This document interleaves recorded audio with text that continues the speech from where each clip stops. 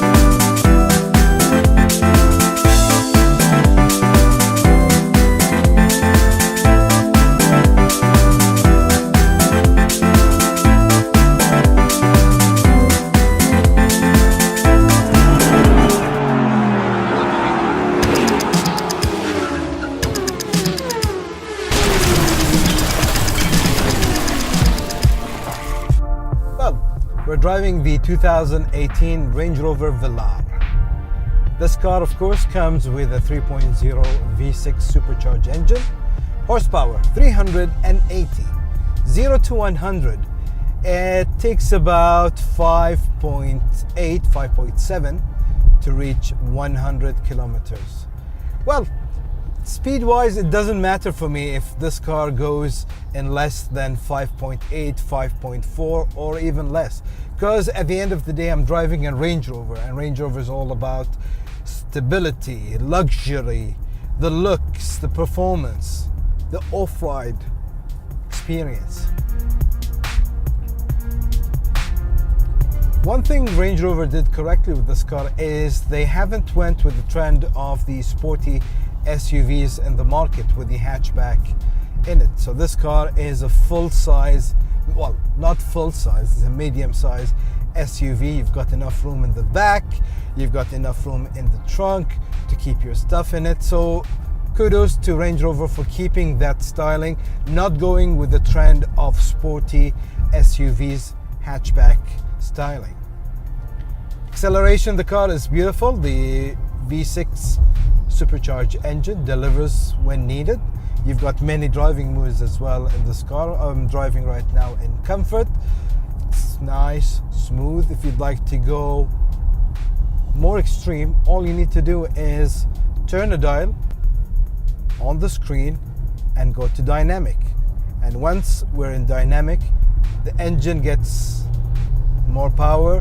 The gearbox is optimized to get the maximum out of it, and you can see instantly the car shifts from a quiet beast to a roaring beast.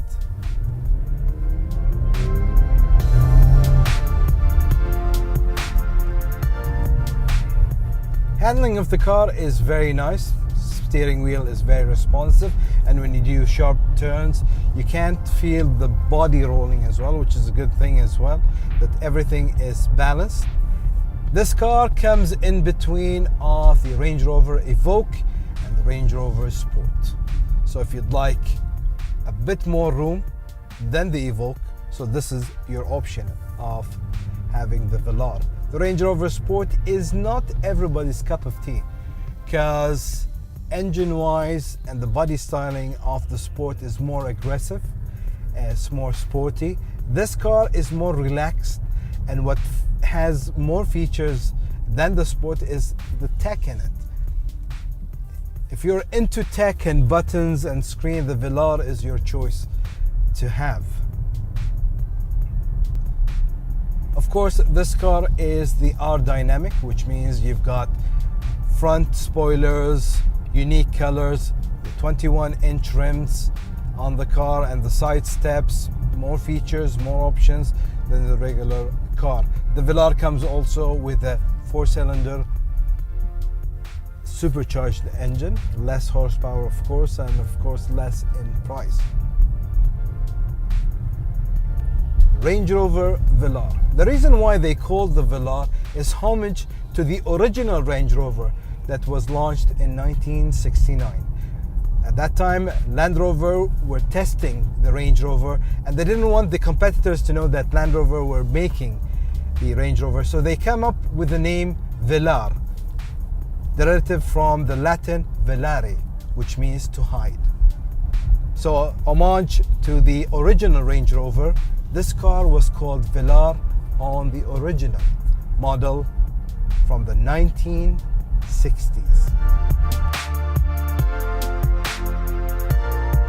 One thing a lot of people associate Range Rover with, that's quality.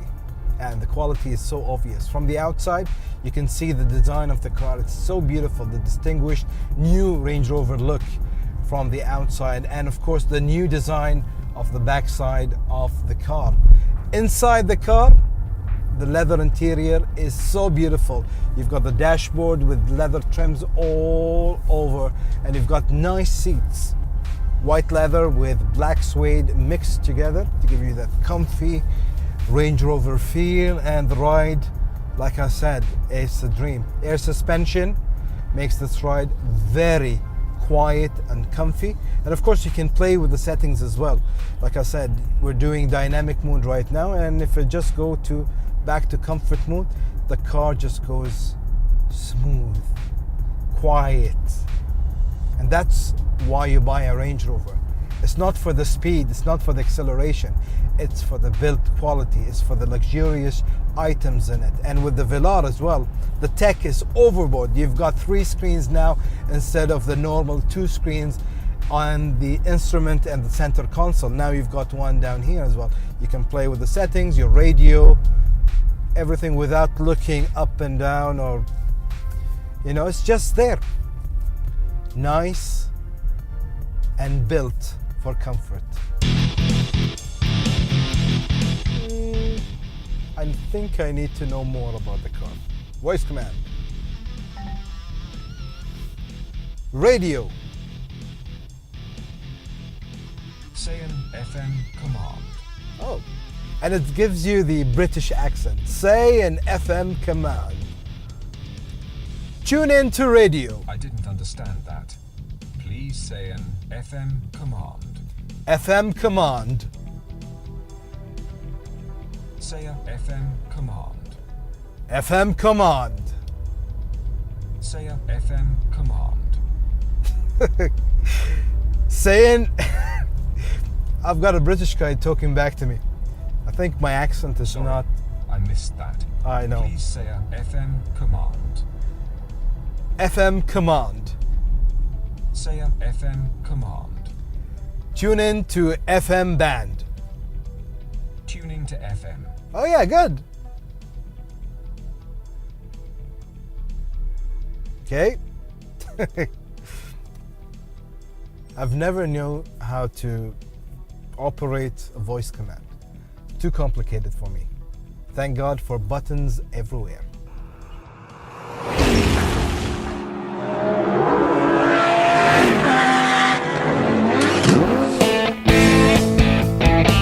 So after a quick test drive of the Range Rover Villar, let's look on the exterior of the car.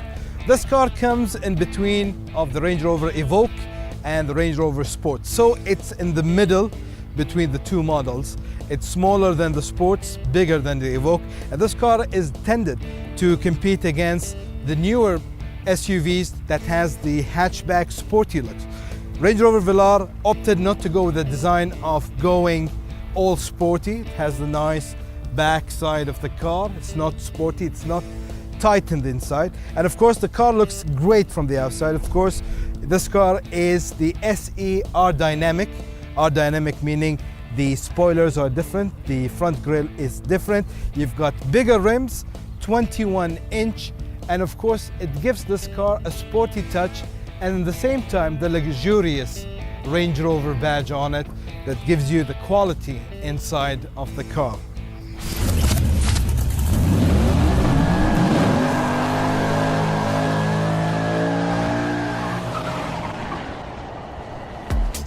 Coming inside of the Range Rover Velar, we'll see another addition by Range Rover, which is the screen down here. Usually all cars have one in the middle, but Range Rover added another one down to ease your life. This screen controls the vehicle setting and the climate control. With a touch of a button, it goes to climate control, where you can control the temperature, fan, and then vehicle. And with a turn of a dial, you can go from dynamic to eco to comfort zone, and of course you've got your 4x4 options as well, like mud, snow, and other terrains. Easy control, easy access. If you'd like to use your options on the top screen, it's easy to use as well. Range Rover added this to add more and more easiness to access information without being hassled during your ride. Even the radio is down here.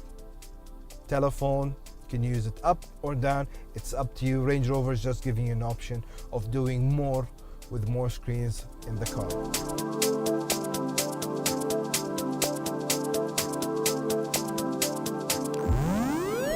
Moving on to the steering wheel of the Range Rover Velar. Range Rover did a great job with the design of their steering wheel. They added new tech as well. You've got the button over here to control the screen in the middle, the instrument screen, and it's a touch motion sensitive. So if you move it, you've got the volume going up, or if you press another button, you can select between channels with this move of your finger.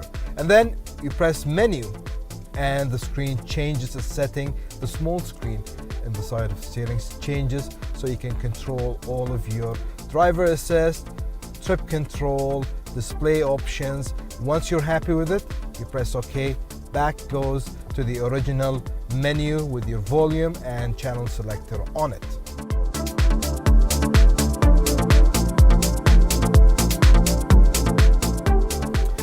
Going into the central instrument screen, we have many options that the Velar can give us. By going to the menu, you can go and have a full map to make your navigation very easy. The display goes to full map, and you have the whole GPS system in front of you, and you've got, of course, your speed, your gear, and your fuel consumption down, or you can play with the display layouts as well. You've got another option by doing a sporty style with having two gauges with a speed and the RPMs, or you can go for a single one, having the map on the side, the RPM speed in the middle, and the option of radio or Bluetooth on the other side. Many features that the Velar can give you, which is the media view. You've got everything in media, no instruments at all. Or you can have the driver assist view. Same thing, it gives you all the details about the car, like collision control, the radar, the lane detectors. It's all on the screen. Basically, this car has gone overboard with tech, which is a good thing for people who love going high tech in their cars. For me, I love it. Everything is done with a touch of a button. Everything, even the small screen here, it's programmable. You can change it to another setting. Once you're done, you press OK, it goes back to menu. You've got your volume back and your selector of radio. And of course, you're welcome with the Velar picture in the middle, just to remind you that you're driving a Range Rover Velar.